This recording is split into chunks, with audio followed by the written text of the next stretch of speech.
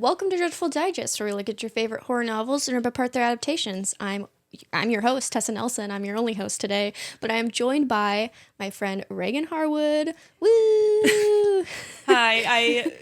Clearly I'm not one of your hosts, and I don't know what I'm doing. You so are a you're along host the ride. for this series, yeah. And you were part of our Dahmer episode, too. Yes, McRibify. Yeah. Yes. The real ones know. The real ones get it. I promised myself I would not do something similar again, but we'll see. Well, we'll see. There's 2 episodes. There's time. There's time. There's time to think of something. Yeah, exactly. Our episodes, we're going to be covering Frankenstein. In this episode, the 1931 film.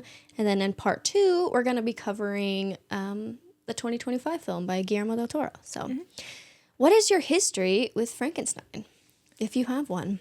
Not really. It was really just seeing the green and the hair with the bolts. Yes. Hadn't watched any Frankenstein adaptation. I owned the book for many years. I read the very beginning introduction, but not anything with the rest of it. Right.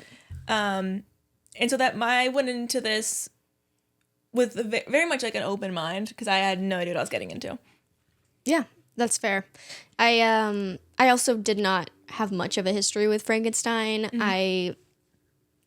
I feel like I've only just recently started getting into the Universal Monster stuff because of the podcast. So we already covered Invisible Man. Now we're covering Frankenstein. We'll probably dive into Dracula and all that in the future. But Wolfman. That's not based on a book, actually. Oh. I know. One of the few Universal Monsters that is not based on a book. Find a werewolf book. And there you go. It'll count. Yeah. Or Swamp Thing. I don't think that's based on a book either. Oh, the Creature of the Black Lagoon? Yes. I'm thinking of the DC character. But yeah. I only know that because of the board game and also Scooby-Doo. So yeah. If Scooby-Doo got you hooked on horror, I see you. Yeah. You're seen. You're represented. Yes. Other than that, I also feel like I knew of Frankenstein because of the iconography, as you mentioned, the green, the lightning, all that fun stuff. Yeah, it's synonymous with Halloween. Yeah. It's one of the main, it's like, oh, there's a ghost, there's Frankenstein. All the monsters. If you've seen, even if you haven't seen Frankenstein, Frankenstein's monster. Yeah, if there's a Halloween episode or a section in a movie, there's going to be Frankenstein in there. Someone's dressed up. Yeah, definitely. Because it's default. Yeah, default Halloween costume. It really is. NPC Halloween costume. Honestly. Which is funny because, he's not a monster in the book. I mean, he's not. No. Especially in this film, I feel really bad for him the entire way through. He is not a bad guy at all. No. In the book, he sucks, kind of. I don't. I think Victor sucked more. Well, 100. I'm not going to disagree with you there, but we'll get into the difference between the creature and Frankenstein and all that fun stuff. Okay, but you're referring to him as the creature? That's what I wrote in my notes as the creature, the monster. The demon. The demon spelled Daemon in the book. Yeah. He loved using the word demon or wretched. Yep. Wretched to describe this creature or himself. He honestly needed to stop complaining and start doing something. Yeah. He just needed someone to go bro. This is what happens when you don't have therapy. You start defying science and creating creatures. Yeah, you don't think about parts. Why do I want the glory? No. And why I you go full speed alchemists. Ahead. Yeah. You don't think about the consequences. Clearly he did not think about it. No, definitely not. Well, what is your non-spoiler review of either the book, this film, or both? Or not? Well, you can't do neither. You have to do one at least. One or the other? Yeah. Okay. I would say that for the book, it starts off with a very young man, honestly teenager. I think he's 17 at the start of the book. And he decides that he, I suppose, wants to be famous and do something very, have a lot of clout. He wants clout, essentially. Creates a monster from questionable means and immediate regret we were talking just before this about how I did annotate, but not in like the least academic way possible. And I wrote, "It's giving baby trapped in immediate regret." Yeah. And I think that's a good way to honestly put this book. The instant regret. Instant regret. You went, "Oh shit, I have responsibility." Yeah. Oh God, I'm a dad. Yeah, pretty much. Abort. It's too late. Yeah. It's too late, my guy. Then with the movie, completely unrelated. That's very unrelated to the book. It's they're so two different being. We're basically gonna have to explain the plot of the book and also the plot of the film, and hope to God that it makes sense to you listeners out there. I mean, I suppose there is like one very small similarity, which is like people treat the creature, not Frankenstein, like shit. Yeah, that's a through line through every version. It seems like, and therefore he kind of reacts in response to a threat. Reacts in a reasonable way.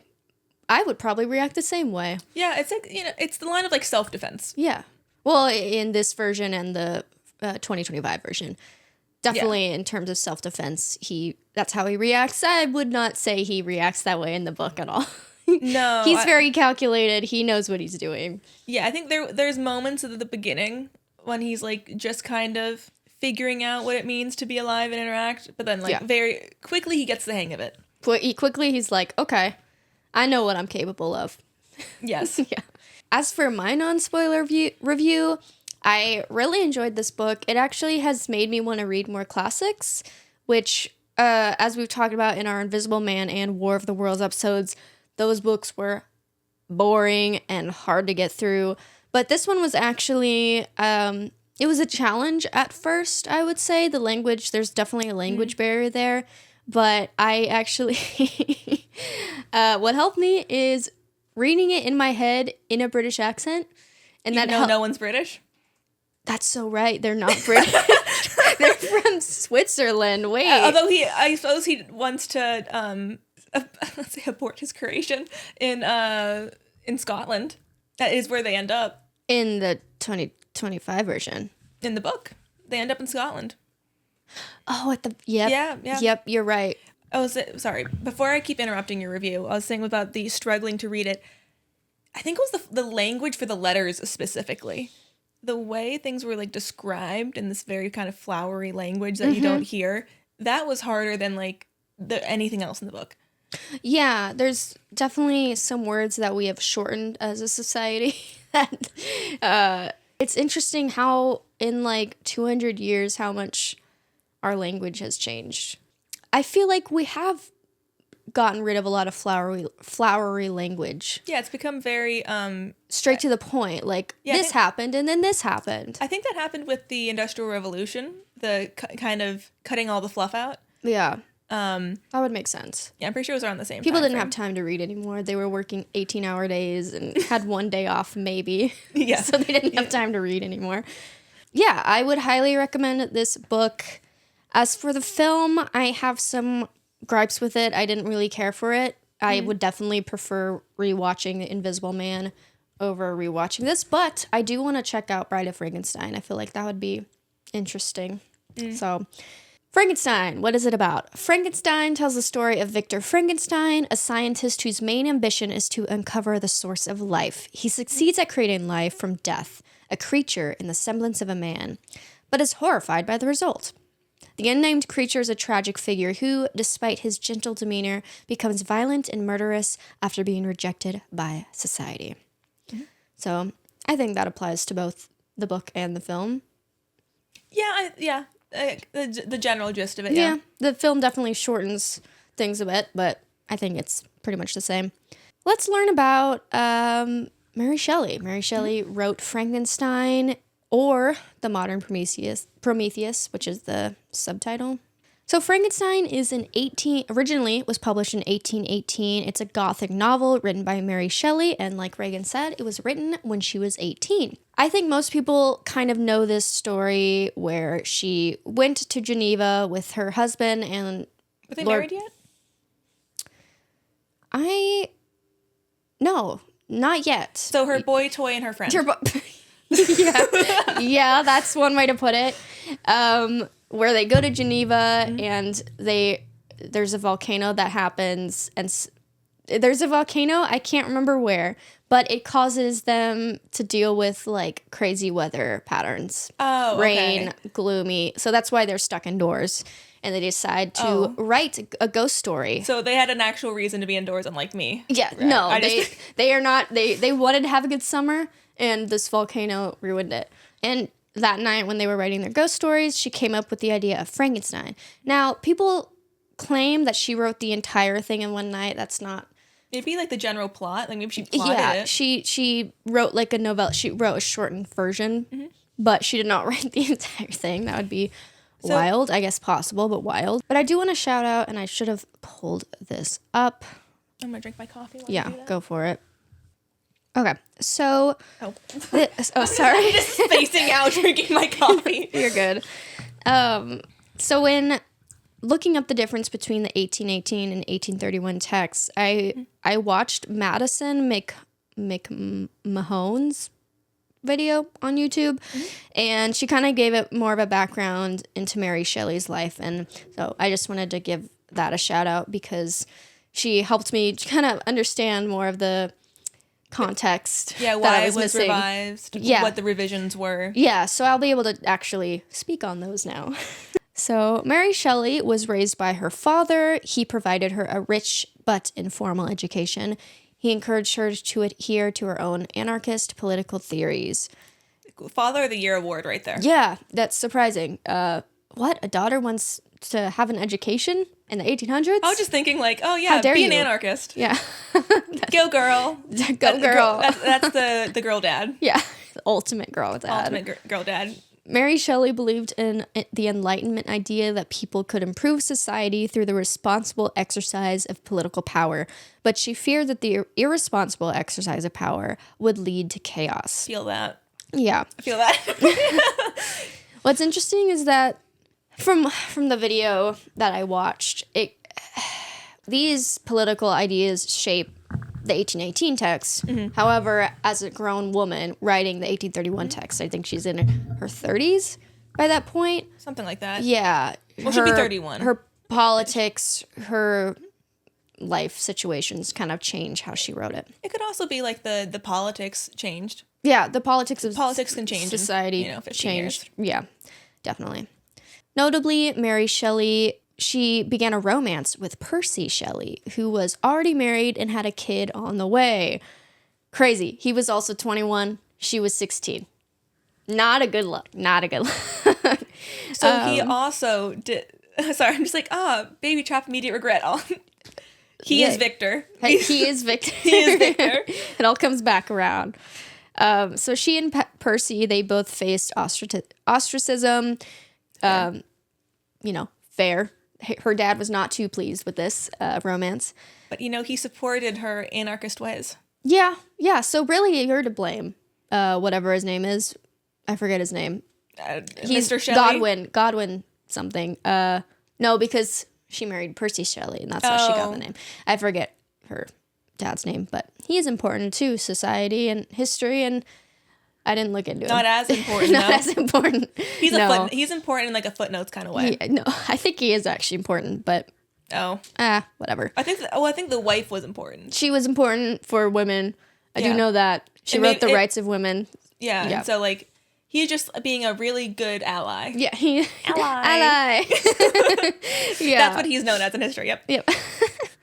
So they also dealt with constant debt and the death of their prematurely born daughter. There's going to be a lot of deaths that I'm going to list off, so just bear with me here.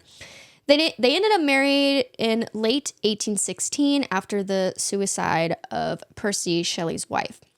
Wait. So immediately after the suicide of Percy Shelley's wife. Oh, okay.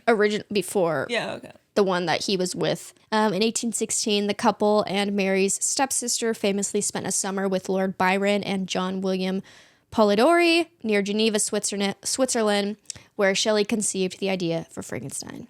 So the Shelleys ended up leaving Britain in 1818 for Italy, where their second and third children ended up dying before Shelley gave birth to her last and only surviving child. 4 kids, 3 dead? Yeah, yep, you're right. I think that's a pretty normal mortality rate at the time, though. Yeah, a tragic one, but probably pretty commonplace, I would say. In 1822, jumping forward a few years, her husband ended up drowning when sailing his boat during a storm. Which why would you go out during a storm? Why would you court someone when you're married and have why a baby would you on the do way? a lot of things, Percy Shelley? Anyway, a year later, after her husband died, Shelley returned to England and from then on devoted herself to raising her son and her career as a professional author. Lastly, the novel was first published anonymously in 1818, and then in 1831, a revised edition was published under Mary Shelley's name. This version included significant stylistic revisions, a new preface describing the story's conception, and a more explicitly moral tone. We can dive into some of the changes if you would like. I would love to, but I'm personally curious if people had fan casted an author. Like, who did they imagine wrote Frankenstein when it was still anonymous? They did. That video talked about it a bit. And the theories were either Percy Shelley himself. So they tied it back to Lord Byron because something about in the writing or something, they mentioned Lord Byron and they were like, oh, this guy has a connection to Lord Byron. That limited the... They were like, so it's either Percy Shelley or Mary Shelley's dad. They could not conceive. Sexism. They could not conceive of the idea that a woman could write this. And to be clear, when we are comparing the book to this film, we are going to be using the 1818 text. So if you're familiar with the 1831 text, too bad. So sad. Sorry. Some of the differences I could remember is specifically with Henry Clerval, which is Victor's friend in the book. Mm-hmm. He's kind of described in the 1818 text as like wanting to be an academic, wanting to learn different languages. Kind of being held back by the family business. Yes, exactly. Now in the 1831 version, he wants to learn languages so that he can go to India and help with the colonization efforts of England. Well... We were talking about politics changing. That's what I was hinting at. Yeah. And as for like other minor differences, she kind of just like shortened things or made things easier for a reader. So yeah, I briefly accidentally listened to a audiobook, but most of them are of the later revision. Yeah, and that's what most people have read is the later one. It's definitely a lot easier to get a hold of. But I thought I was going insane. I was like, this doesn't match, and it was. I felt like it was a bit on the nose. It was a bit spoon feeding. The YouTuber I watched, she described it as like more of your typical ghost story. Like she added more dramatic elements to the text, while this is like it doesn't read like it's trying to scare you. No, it's a moral question. Yeah, that's a good point. Yeah, I like that. I do know that in the 1831 version, Elizabeth is not his cousin. Yeah, she decided no incest on version 2. Yeah, she got rid of the incest. Elizabeth was adopted by Caroline, the mom. But like Caroline. Not blood related, not first cousins, but still adopted. Yes, she adopted her when visiting quote unquote the poor. And she was like, ooh, I love this little blonde child with blue eyes. I'm going to take her and she's going to be my husband's future, or my husband, my son's future wife. So. Wow, match made in heaven right there. Let's learn about this film. We've talked a lot about the book. Let's dive into the 1931 film. So I definitely noticed that there was a lot of, I guess, imagery from the movie that's completely not from the book. Oh, yeah. That 100%. very much has like continued through the lore of Frankenstein. Mm-hmm, mm-hmm. Yeah, because that is the definitive version of Frankenstein. When people think of Frankenstein, it's that version. But yeah, this film was released in 1931. It's an American horror film directed by James Whale and produced by Carl Laemmle Jr. Whale is also known for The Old Dark House from 1932, The Invisible Man from 1931, and Bride of Frankenstein. Iconic resume right there. Yes. Yeah, he's done a lot for the horror genre. Will was also an openly gay man throughout his career, and some of his films, including Bride of Frankenstein, and I would argue even OG Frankenstein, they've been interpreted as having a gay subtext. So there's a really good documentary on Shudder On called this Frankenstein? You say it with this one that we watched? I would argue No, not the book, the movie. yeah, sorry. I don't know why I'm pointing at this. I would argue, yeah, the film, this Frankenstein. I could definitely. Wow, my gaydar is broken. I don't think I caught that. No, just the idea of being othered. Oh, okay. Yeah, that's kind of it. Where was there? I'm not shipping Victor with the doctor or like whatever. Frankenstein's like, oh, love. No. But yeah, there's a great documentary on Shudder called Queer for Fear. I mentioned it in the Invisible Man episode, but they do have a section about James Whale and the Bride of Frankenstein and stuff. So it's really interesting. I highly recommend it. This film was actually not adapted from this book. They actually adapted it from this play from 1927 called Frankenstein, An Adventure in the Macabre. The reason why this film is so different from the book is because they weren't trying to base it off the book. They were basing it off a play. And so I'm going to assume a lot of telephone. Yes, I'm going to assume a lot of the plot points are derived from the play and not the book. So Frankenstein's monster is portrayed by Boris Karloff. He's also famous for being the mummy in the 1935 adaptation of The Mummy. This film was produced and distributed by Universal Pictures, and the film was such a commercial success that it spawned a number of sequels and spin-offs. Mm-hmm. What was Universal's first successful horror movie? Their first horror film was Dracula, actually. Oh, okay. That's one of my notes, is due to the success of Dracula, they ended up, that's what led them to create Frankenstein. So we had some technical difficulties, but we are back now. Let's continue with the production of this film. So Kenneth, what? Why are you laughing? It's the way you said, let's continue with the production of this film. I don't know. I'm trying to sound smart. God. So Kenneth Strickfaden, he designed the electrical effects that were used in the quote-unquote creation scene. We all know it. We all love it. They were so successful that such effects came to be considered an essential part of every Universal film involving Frankenstein's monster. I have a historical question. And I don't know if I'll be able to answer it. I think you'll be able to Google it, if not. Okay. In the book, it's clearly chemical, right? And I believe at the turn of the 20th century, they were kind of discovering a lot of elements and all of that periodic table. I guess, were they instilling their electricity craze by the time? Is it kind of just using the next big thing for them in the 30s? I guess because I believe wasn't light bulbs and all that being put in the 1890s, so it'd be closer to being the new thing that people don't understand. I can Google that, but I know from the foreword I was researching, or that was part of this edition. There was some scientific craze that was happening during this time that likely influenced Mary's thought process. It being chemistry and all that? Well, not exactly. Here it is. Galvanism from Luigi Galvini. He's the man who had made dead frogs leap into the air by applying electrodes connected to a battery, blah, blah, blah, to their skin. To galvanize, meaning to shock into action. So it says here, in 1803, when Mary was 6 years old, a remarkable experiment took place in the prison that she lived near a prison. Okay. And this included galvanization. So that could have influenced, the idea of... Well, just why they would change it into the movie. I guess maybe it's easier visually to go, there's electricity, than I'm pouring chemicals.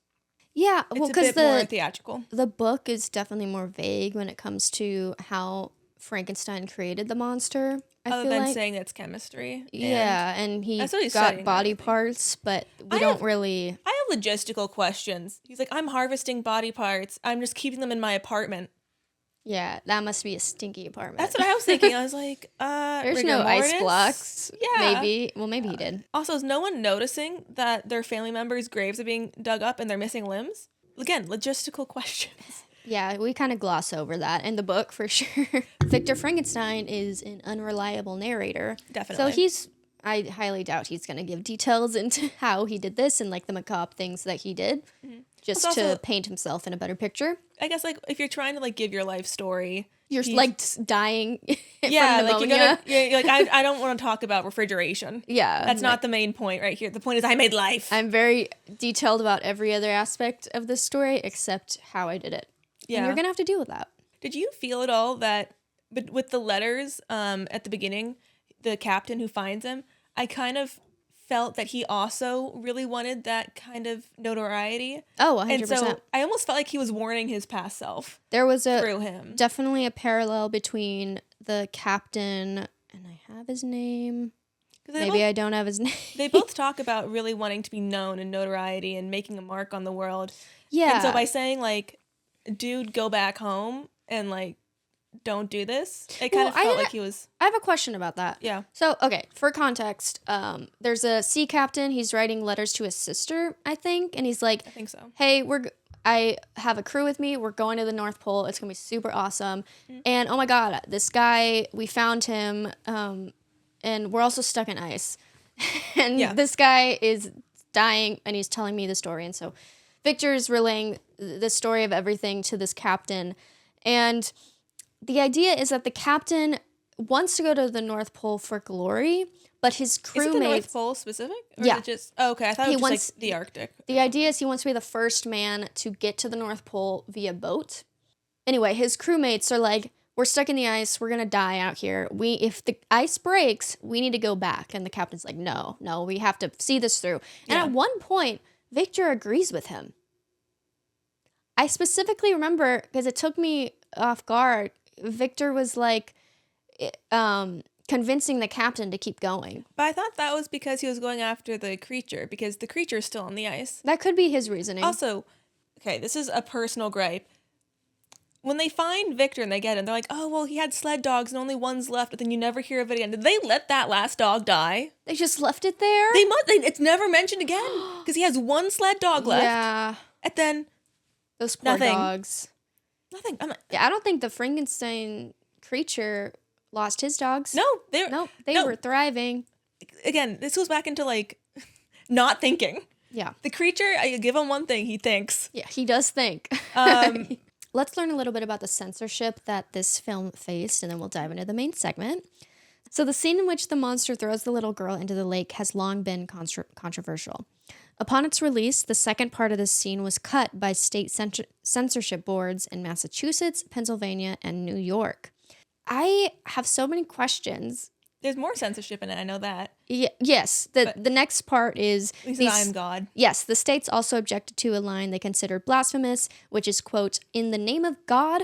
No, I know what it feels like to be God. That was a pretty sick line. Was it through the state, or was it, like, religious?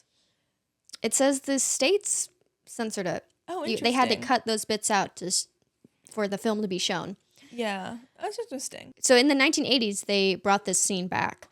And I'm like wondering if anyone saw this before the 1980s. Was it confusing when the dad walks around town with his dead daughter and that's what sparks the mob? Like, would you be confused? They could have done like a cut to black where it doesn't actually show the action but implies it. Yeah, you know what? That makes sense because it says the second, what does it say? The second part of the scene was cut. So I think you're right. I don't know. They were very concerned about that stuff, even though today you're like, okay. Very tame. It's very tame. It's very tame. Yeah. I love at the beginning of this film that they have some narrator guy come out and he's like, this is your last chance to leave before you get scared. And it's like, okay. Oh, yeah. Yeah. I'm shaking in my boots right now. All right, let's jump into the actual segment. We are finally here. We're done with research. Big difference. Henry versus Victor. They changed the name. Yeah, that was... Why? So confusing. I like stereotypes with the name. I think the Henry was probably a lot, I guess, better. Sounds of a nicer name. of a guy. Victor sounds very creepy, gothic. I don't know. Henry's definitely more of an American name. Yes. This was made for American audiences, so... Mm-hmm. But then there is a Victor in the film. They swap out the names. I think Henry becomes Victor and Victor becomes Henry. Yeah. So and they give Henry a different last name that is also in the book. Yes, they do. They do. There was a lot of name swapping happening. A lot of name swapping. But yeah, the Victor in the film is kind of jealous and wants to get with Elizabeth, is how I interpreted Yes, it. I thought he was trying to take Elizabeth. Yeah, definitely. Because she's just, really stuck on marrying her cousin. Yeah, / adoptive brother, as one feels. Yeah, well, that's one of the differences is, as we mentioned, Elizabeth is Victor's cousin on his mother's side in the book, and they are actually engaged and wed later in the book. In this film, they're actually engaged from the start. They don't get engaged later. Yeah, well, you don't really get the whole like childhood backstory, and then you also don't get the education that's happening. You don't get any of Victor's siblings, his parentage, nothing. More like it's a coming of age. Yeah, he starts a bit. He does describe his childhood in so many details. It takes he goes from like when they bring in Elizabeth basically through him going to college. Yeah, we learn about the parents, which we'll talk more about them probably in the next episode. I loved the dad. Yeah, no, he's cool. The dad was a good dad. You know what? And it's hard for me because I am also reading Wuthering Heights at this moment, and it's interesting how the dad in that book is also a pretty cool guy, but in the movie adaptations of both, they, in terms of the Frankenstein 2025 and Wuthering Heights 2026, they make the dad a shitty guy. They make him abusive. He wasn't great in this one either. I think he's like, put away your fantasy of being a scientist and marry my niece. Somebody that daughter. We know. Niece daughter. Yeah. But, well, they don't, It's not a... She's not related to them in the film. I don't think they specify. No, they don't. With this book, and I'd also say with the 2025 movie, the kind of horror aspect of it was not really horror. It's just mental. It's very much, regret and ambition versus the 1931 movie. Yeah, 31. It was trying to go really more into like visual horror rather than it being mental. Yeah, you got to have some spectacle. Yeah, but I felt like they did that, like that was the only thing. It kind of took away all of the moral question. They took away a good chunk of this book. Any of the interesting aspects of these characters and making you as an audience member question right from wrong, I feel like that's kind of stripped out of this film. Yeah. It simplifies a lot of things. Diving back into the book versus movie segment, there is no Fritz in the book. There is no assistant that helps Victor out. They also explain away, I think, where he, like, I guess the monster being bad by, instead of kind of becoming bad from, like, nurture, if you will, in the environment, by saying that, oh, well, we got the parts from, like, prisoners and criminals. Yeah, they kind of go more into the... They stole the brain of the... What was the term they used? It was, like... I'm just gonna go unwell or something like that. They had like a good brain and a bad brain, and then Fritz broke the good brain and had to grab the bad brain. Essentially, like is that what that scene is? But yeah, he's a character just added for the film, that's another iconic thing from this film that gets transferred to a bunch of the other Frankenstein movies is the assistant character. It goes by different names, but he pops up in different. Is he always physically like? Kind of warped. I believe that's how he's kind of. He's gotten more and more warped. Okay, because I feel like they kind of made him monstrous. He's kind of a hunchback looking guy. That definitely continues. The other Frankenstein piece of media I've seen is Young Frankenstein, and they definitely have that character, and it's an exaggerated version for sure. And Fritz is already an exaggerated. I know, in this one. It's even more exaggerated. Yeah, but that's what I think of when I think of Fritz is that character. I don't know about you, but when I was reading, I definitely was thinking a lot about like nature versus nurture and how that affects, I guess, personality and morals and kind of outcomes like that. And I feel like the movie kind of, it somewhat asked the question, but more in a like, I guess it was more of an answer of it. It was thinking like, oh, well, evil brain, evil creature. I would argue differently. For the movie? Yeah. Oh, okay. I mean, it speeds up his... With the book, you really get a deep dive into the creature and what he's thinking and like how he exists outside of Victor and how he learns and becomes acquainted with humanity. In the film, they speed it up really quickly. It's like he's created, Victor's like, yay, woo, I'm going to teach him English or whatever. But then the assistant messes with him a little too much. The creature with fire. The creature hates fire. Hey, in modern Prometheus. Yes, exactly. And so he hangs Fritz, and then the Henry, and Just say Frankenstein. Yeah, Frankenstein and the scientist guy. They're like, we need to end him now. Professor. He's the professor, Professor Kemp, or it was the same one in the book. Yeah, but I don't remember his name. It was. So they're like, okay, we need to get him out of here. He's too dangerous. But I really felt bad for him the entire time. I did not feel like this creature was a monster. I don't think he was I don't think he was being malicious. No. Like, I don't view him as like, oh, he has a criminal brain. Oh, okay. Like, I think he would have totally been chill had they not put fire near him and like that's fair. tormented him. Like, he was calm. Like, when he was with that little girl, he like until he tossed her in. Yeah, he didn't mean to kill her, but yeah, he did not give criminal to me at all. I really empathized with this Frankenstein over the book Frankenstein, or the creature. Yeah, okay. That's interesting, because I think, like, particularly with the scene of, like, the little girl in the book, she is drowning unrelated to the creature, and he goes in, saves her, and then as he saves her, the father, I assume, thinks that he's actually trying to kill the daughter and shoots the creature. Versus in this one, they're playing by a river, I think, and throwing flowers, and then he tosses the girl in, and which ends up with her dying.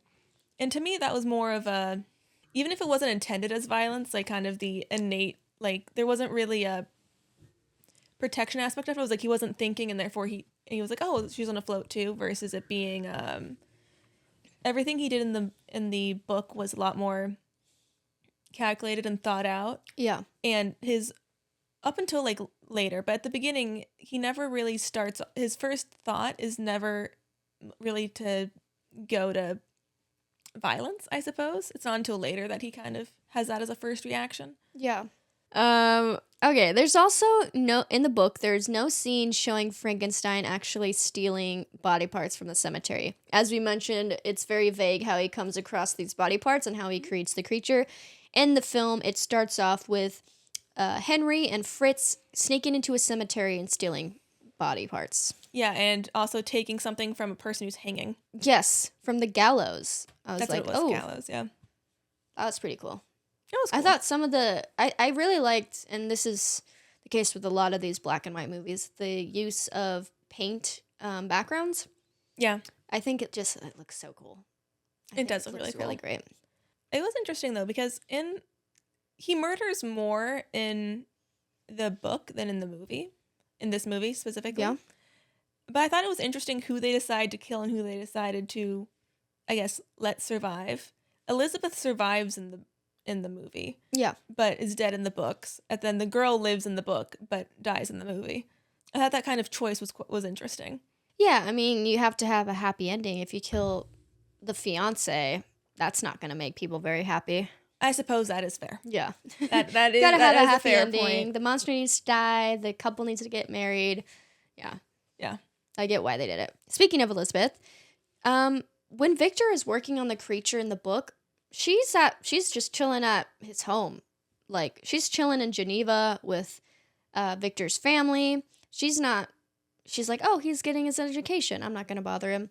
In the film, she actually goes to travel to see what's going on with Victor, and he actually tells her about his work.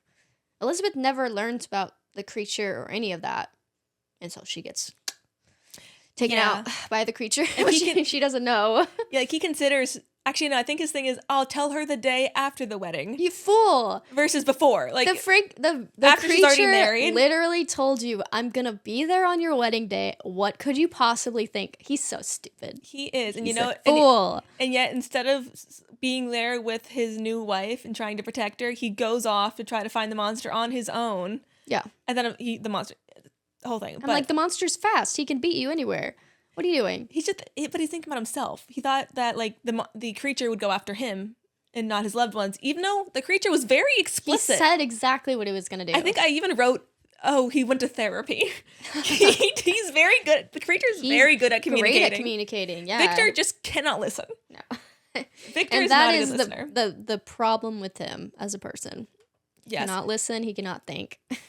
Pretty much. There's no reflection happening. We're talking like Elizabeth. I thought it was interesting how in the movie it's not as much of a secret. Like other people are aware of him trying to create life and what he is doing. Like, oh, Yeah, he's just several doing his people. own thing and up on the tower. Several people are aware, yeah. In the book, he's very secretive and doesn't want anyone to know what he's doing or what he has done. Yeah. He works on creating the creature for 2 years. He creates the creature in an apartment near his college. He's not in some creepy tower in the middle of nowhere, which is what happens in this film and the 2025 version. I wonder if they're taking that from later in the book when he starts making the creature's Bride. mate, or I think is what I think he refers to as mate. Yeah. Or partner. Then he is isolated. Yeah. Which again, logistical questions. Okay, you're in the middle of nowhere. You're telling me there's 5 people on this island. Where are you getting fresh body parts? Are you taking out the 5 villagers? An interesting question. Logistical question. Yeah. But whatever. I'm just thinking like, okay, maybe parents do this of just being like, oh yes, you can go off for 2 years for college, and then I'm gonna pay for 2 years for you to do some experiment that I know nothing about. Yeah. And then we're not gonna see you. We're just or hear from you. Yeah. You're not gonna send us letters. And then you go home, and then they send you off to another country for 2 years. Yeah. Again. He's like, I don't want to get married just yet. I have things to do, Papa. Also missing from this film is William Frankenstein, which is the younger brother of Victor. And, here's the name I was looking for. Captain Robert Walton. Yes. That's the captain that we talked about at the beginning. And, so there are some missing characters from this. Wasn't there 2 younger brothers at the end? Because the one dies, and there's still the older one. Yeah, there's can't Henry remember. and William. I think it's Henry. I could be so wrong, but I thought it was Henry. There's another Henry? I thought so. There's Henry Clerval, and the brother's name is Henry? I don't know. But William, he's one of the victims of the creature. The creature, out of rage, kills William, and it sparks a whole thing. And that's essentially how Victor knows that the creature's back, because he hasn't seen him in 2 years. Yeah. And for some reason, he gets an inkling when his that brother was the whole shows up thing. dead. Yeah, he's like, oh, the monster did it. You haven't seen him in 2 years. How would you know? You haven't spoken to him. Yeah, he didn't talk yet. You left him as soon as he was created. I don't know, but anyway, it was interesting that they took that out of them. Like, they did not have that in the movie whatsoever. No. Of kind of the regret. And I think, doesn't the monster in the book say that he, like, finds William and goes, oh my gosh, like, you're related to my creator. Like, you'll understand me. And then, of course, reacts like everybody else. Screams. He's scared. And I guess because he was expecting differently, kills the kid. He's Poor like, choices. You're the third person to react this way. Yeah, it's been when a lot you see me. Actually, I think there's been more than that, because there's like an entire town that that jumps ship because they see his face. Yeah, that's so true.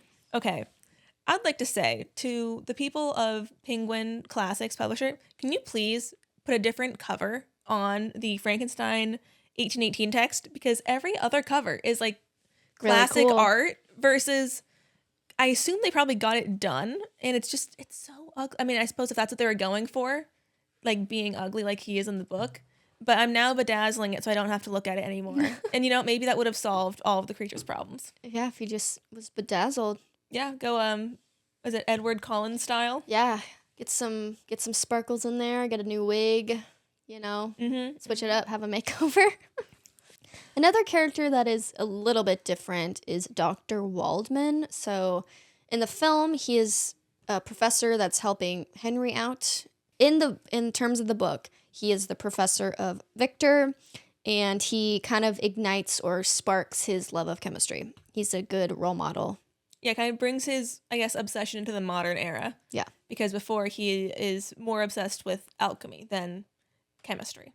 Right. Yeah, I did find that that section a little bit interesting, how, like you said, he's really into alchemy and like the idea of the elixir of life and like all those fantastical gold from things. Other things, yeah. And I forget what the other professor's name is, but he's like, that's not real. Like, how could you possibly have thought about that? Like, you've wasted so much of your time. How could you're not a man of science kind of thing? Yeah. I was like, it's kind of a fun little detail. What I more thought was interesting was almost how let down by like that Frankenstein was. Like he felt, I remember he had a whole thing about how, oh, alchemy is about kind of being bigger than life and doing these grand things, but oh, chemistry is not. It's about It's more solid. More solid, but like also what's happening on a much smaller scale. It's not as grandiose.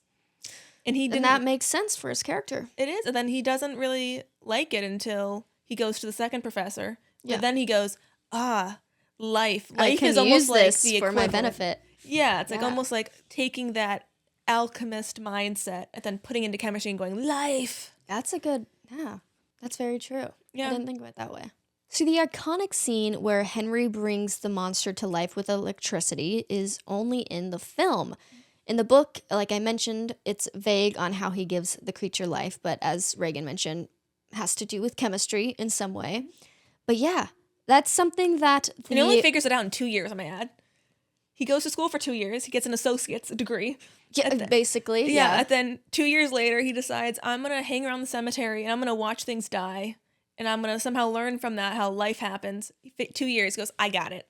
Yep. He's 21-year-old. 21 at that point. Figured it out. Yeah. I want to touch on that was very much giving 18-year-old author, I won't lie. That he me at 18 would have been like, maybe a 21-year-old could have figured it out. I'll have my life figured out by then. Yeah, like, I only need not. 2 years of school and 2 years of research to answer a question that no one's been able to ever answer before. Yeah. That was giving away our age a little bit. Yeah, definitely.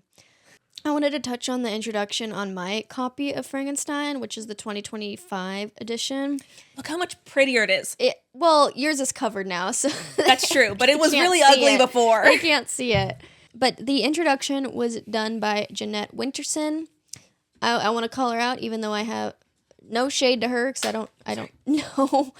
I don't know her or her work, so no shade to her. But she did mention in the introduction kind of the comparison between AI and the creature and how it involve electricity, and that's not true. I don't know. I think she was getting the film and this book confused. Yes. Because I'm like, there's no electricity. I mean, I suppose they don't explicitly state, but he does go to school for chemistry. Yeah. And he has like a chemistry set that I think they mentioned at one point. Yeah. But there's no electricity, and Jeanette, you are wrong. So I just want to call you out on that because you wrote an introduction for a book that you probably... The question, maybe she didn't write it for the book. Maybe it was she wrote it separately and then it got brought in. Could be. As we've mentioned, Victor immediately abandons the creature when it comes to life, not seeing the creature for 2 years after it's brought to life. Doesn't he like go to bed in another room in his apartment and the creature is like, ugh, and he screams and runs away? I can't remember their first interaction. I'm gonna be honest. It's been a few weeks at this point since I've read it. However, in this film, Henry actually keeps the creature around for a little while. He's hoping to assimilate it into society, but soon realizes his mistake after the creature kills Fritz, which Fritz deserved it. Fritz did suck. He sucked. I felt so bad for the creature. At least at that point, though, Frankenstein decides that the creature is a monster once there is action taken versus going, you're ugly, even though I knew what you were going to look like because I made you. Yeah. And I got your parts. Shocked? Why are you shocked that he's ugly? Yeah, you made him. What do you think was going to happen? That he was going to magically be beautiful? Yeah. This isn't The Sims, okay? You can't just use a cheat code and fix him. The damage is done. He was not thinking ahead at all. Like, where are your child support payments? You had 2 years to work on this. Why couldn't you find better, hotter body parts? Okay, correct me if I'm wrong. In the movie, he somehow Frankenstein ends up at the top of like a windmill or something with the creature, and then the creature throws him off. Yes. So does he die or no? Henry does not die. The Victor, the Frankenstein's monster. I mean, he dies in this movie. Obviously, he comes back and other stuff, but the idea is that he gets burned to death. Okay, so he does a Chucky. A Chucky? Doesn't he get melted in one of the movies and he comes back? Yeah, Chucky always comes back. Yeah, and so does Frankenstein. So does Frankenstein, but yeah. So like I guess because in the book, he doesn't kill Frankenstein. He kills around Frankenstein. He wants him to be miserable, but he doesn't kill Frankenstein. Frankenstein dies of pneumonia, something cold related. but yeah, no, he does not kill Victor in the book.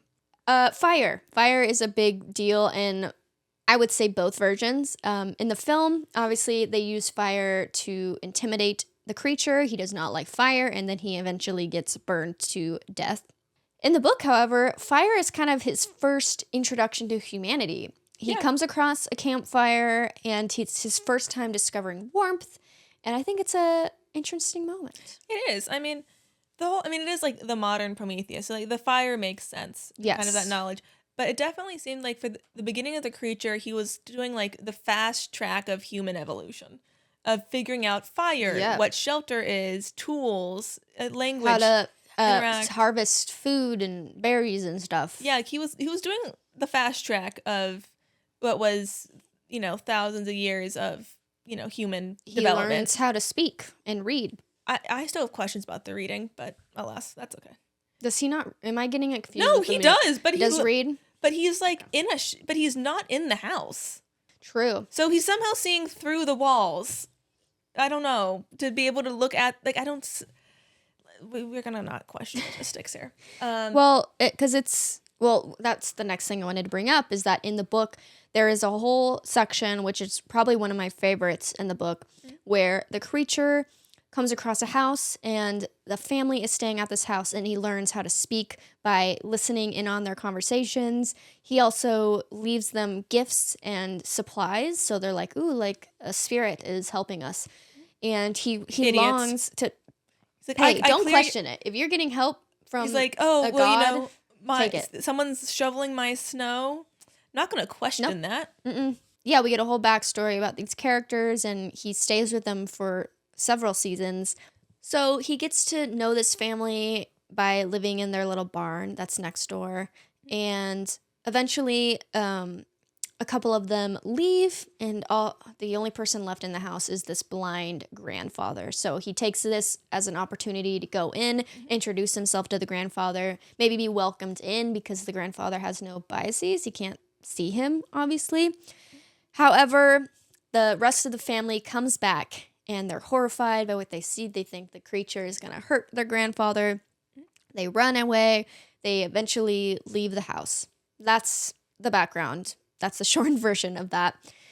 And that's also where he discovers, I think, what being human is. Like, I think that's one of the straws that breaks the camel's back for him. Like, he discovers what family is and not being alone. But then it sparks his hatred for humanity, because he still had hope at this point. Yeah, he still had hope, yeah. And then once they reject him, he thinks that all humans are this way. Yeah, he had very much like a parasocial relationship with these people. These are my friends. These are my companions. You've never spoken to them. That is so true. Like, it's kind of, it's like the obsessive fan of like an influencer. Yeah. I know everything about your life. I've been watching you for decades, He essentially reaches out to Victor after killing Victor's little brother. And he's like, make me a mate, and I will no longer, I will step away from society. I will hide myself from society. I just need a mate, because they're the only one that would love me and understand what I'm going through. Yeah, I just need, someone. I need some interaction. And, Victor agrees to this at first. He goes on a whole thing with Henry, traveling, and he's promised to make the creature's wish come true. However, at the last second, he backs out, and this is when the creature vows to kill Victor and his friends and family, and that thus leads to his massacre. Just like the Frankensteins. I'm gonna make you as alone as I am. Yep. So he takes out Elizabeth. He takes out the little brother. That was earlier. The friend Henry, and the heartbreak of losing Elizabeth, I think, is what ends up killing Victor's dad. And then, as we've mentioned, in the film, the creature only kills the young girl named Maria accidentally, and then he kills Dr. Waldman. That's kind of the extent of that. There's no vengeance. There's nothing really where he's not against Victor. I would say. I mean, I suppose one thing that the movie did get right was maybe not like word for word of the visuals, but in terms of him being very other in a very visual way. Yeah, 100%. Wonky haircut.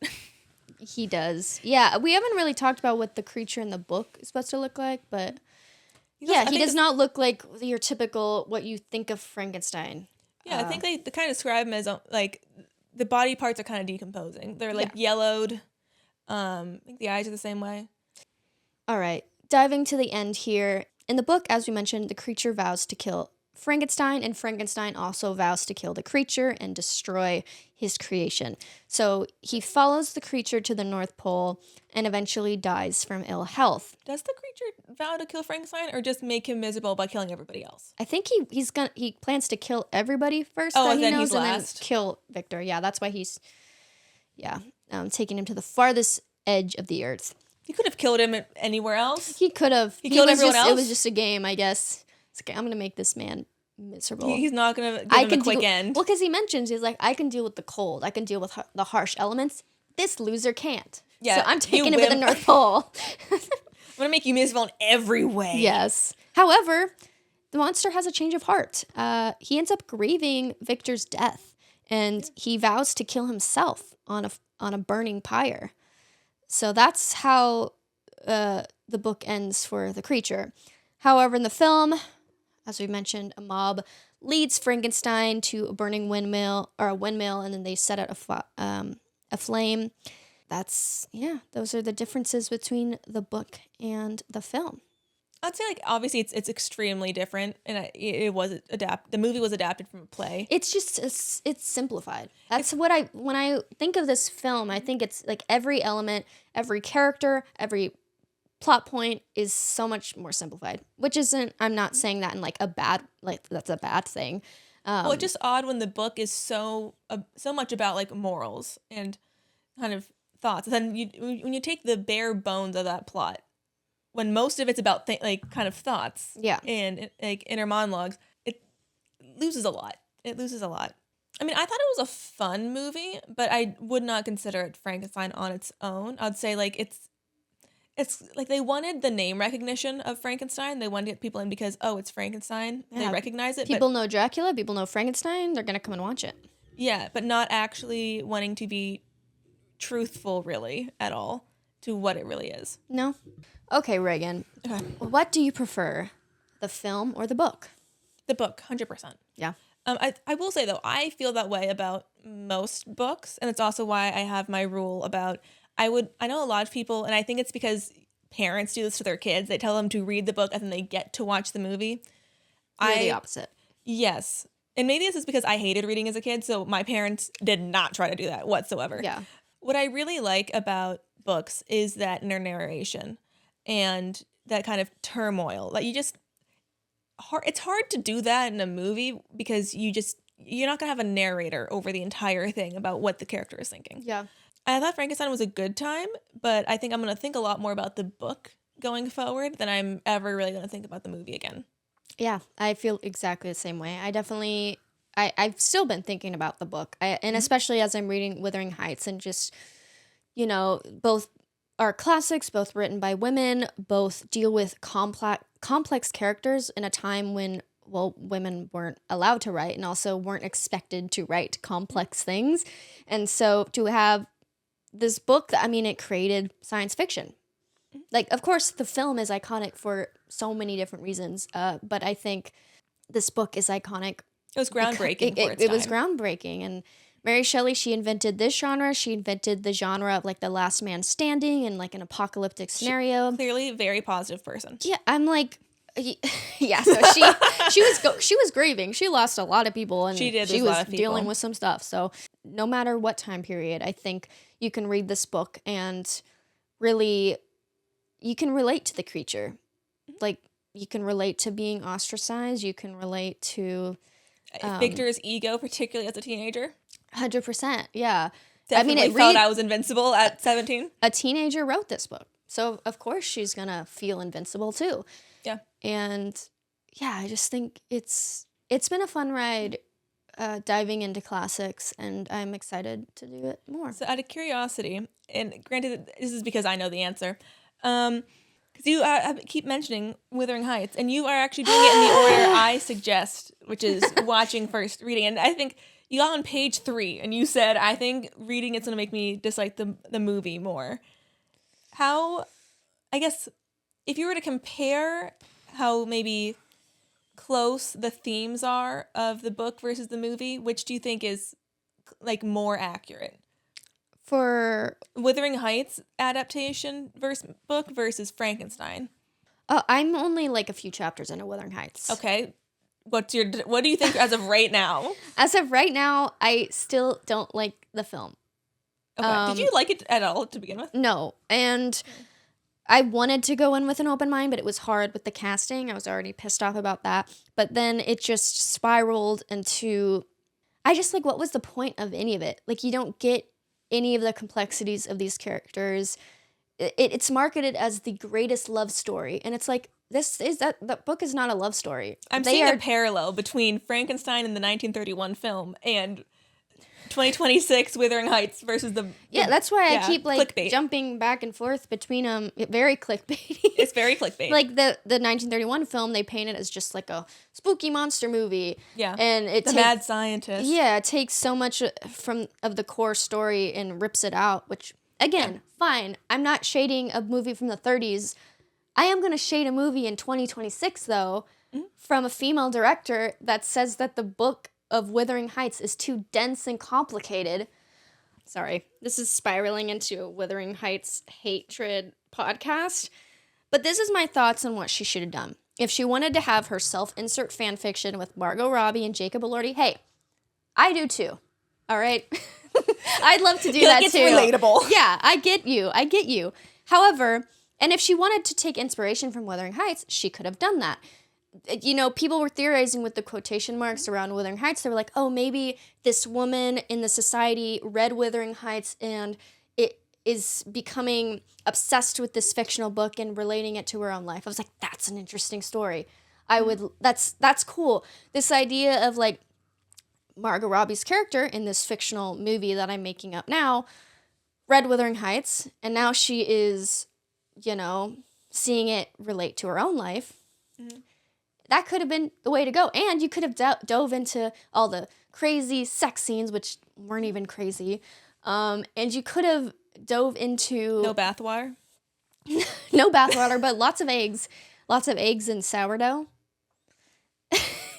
I haven't watched it yet, so I've got no context for this. Okay, well... Yeah. Do an alternate AU fanfic. Don't try to fix the original work. Exactly. Or fix, but like modify it. Yes. I'll get off my soapbox. All right, this versus that.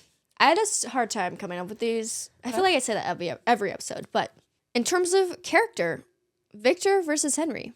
Who do you like? Talking about both Frankensteins here. Oh, okay. I would go with the Victor Frankenstein in the book because even though I didn't like him, I could find aspects of him that I related to, not in a good way, but very much things that I dislike about myself. And let's dive into it. That. What do you not like about yourself? Therapy. I'm joking. This is not the time or place. With the movie, there was none of that, like relating to it, seeing yourself in it, questioning yourself. Severely sidelined, I feel like. He was there in the beginning, he drove the plot forward, and then it's like, whatever. I'm going to go with Victor Frankenstein just because, I guess it leaves more room for reflection and just a connection with the character versus going, okay, this is a crazy scientist. I suck at science. Yeah. Yeah.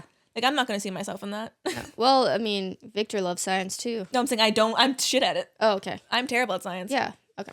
Yeah, I'm going to also say Victor Frankenstein. Obviously, I'm always going to lean towards something, a piece of media that gives more depth to a character. I'm always going to find that more fascinating, especially if they are a complicated character. Mm-hmm. I do find I am drawn towards texts that really dive into characters that aren't all good, characters that aren't all bad. So I think Victor fits that. Okay, what would you rather deal with? The Arctic desolation of the North Pole versus a burning windmill? Arctic. Okay. I think you can prepare more for that. Yeah. You do love the cold. I'm not that cold, but I do like the cold. One thing I like about the cold is if you're prepared properly, you can deal with it better than, like, fire is a bit more uncontrollable. I feel like I'm gonna go with burning windmill. Miss 70 degrees is too cold. Yes, exactly. You can see the judgment in my eyes. Yeah, I might take the windmill. You're gonna take the heat. Yeah, I'm gonna take the heat simply because I feel like I could break it through something. I feel like the creature, he didn't have the brains to figure that one out. He went up. Oh, was this scenario with the creature? No, I'm just saying. I would still go with the book if creature. I was in that situation, I feel like I'd be able to figure out a way out of a wooden windmill. I'm not that strong, so I don't know how I could break it, but I feel like I'd figure it out. Maybe I could shuffle through a hole or something. We've certainly dealt with enough fires at this point. Yeah. Yeah, you've got some experience now. Yeah, we do. Last one, and I don't know if you'll be able to answer this, but Frankenstein versus Dracula. I can't answer that. Yeah. Okay. The only Dracula I have read or watched was Renfield. So you're not familiar with any other version? I want to read it. I didn't watch it. I meant to watch it. I have not watched it. Okay. Well, that was the imagery of Dracula versus the imagery of Frankenstein. What are you more drawn towards? I mean, I think a vampire is cooler. Yeah. And I think the historical aspect of it being loosely inspired by a real person. But it's kind of hard to say that because now I have, like, the book to compare, like the book creature versus Dracula. But I think that's going to be the next classic on my list. Yeah. Hey, if you want to ever hop on. That was one of the ones I suggest. That was one of the ones. And Dr. Jekyll and Mr. Hyde. Yeah, we can do it. Yeah. I'm also going to agree. I think the iconography of Dracula is much more interesting. He's more sexy. So I'm going to go with Dracula. Okay, that's going to wrap up our episode. Yeah. Check out part 2, which is coming up in 2 weeks, where we're going to be covering Frankenstein 2025. So make sure to check that out on Netflix. Sorry, real quick. Yeah. What I find interesting about the fact that you chose those two characters, you chose a character that is extraordinarily old and immortal versus an extremely young character that has just been, like, shoved into life. I did it just because they're Universal monsters. I know, but I thought it was interesting that you chose that. Again, I had a hard time thinking of this versus that. Check out Frankenstein 2025. Follow us on @DreadfulDigestPod on Instagram, TikTok, Facebook. We're really popping over there on Facebook, so give us a follow. And yeah, give us a comment if you want. I feel like I have to be shouting that out. Algorithms love comments, so give us a comment. Give us stars or whatever. What's the prettiest edition of Frankenstein? Yes. Because it's clearly not the Penguin Classics, and preferably the 1818 text, because it is so easy to find the 1831 text in pretty covers. People didn't really consider the 1818 text worth reading or reviewing. It's only been a recent thing where people are like, this is more of the definitive text. I kind of wonder how much of that is because the 1831, it was a bit of the kind of fan service of it took issues that people had with the text and then changed it. Mm-hmm. So therefore people just kind of liked it more because it... Yeah, and like you said, it's easier to read. So those are our thoughts on the 1818 text and the 1931 movie. We'll see you next time. All right. Bye.